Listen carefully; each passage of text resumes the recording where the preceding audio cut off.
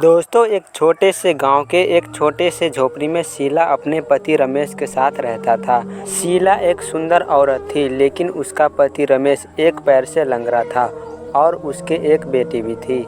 शीला अपने पति के साथ एक गांव के छोटे से ढाबे में काम करती थी, जिनसे उसका परिवार चलता था। उस ढाबे की मालकिन निर्मला एक क्रूर औरत थी। उस गांव के मुखिया उस ढाबे में रोज खाना खाने आता था और शीला को गंदी नज़र से देखता था।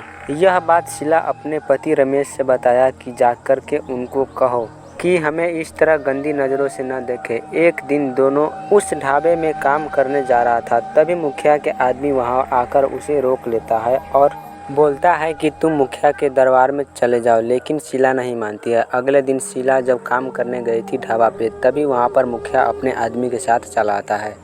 वह मुखिया उस ढाबे की मालकिन को समझा देती है कि वो दोनों काम करने आएंगे तो उसको काम नहीं देना और यहाँ से निकाल देना। निर्मला ठीक उसको वैसा ही किया जैसा मुखिया ने कहा था। दोनों को ढाबे से निकाल दिया।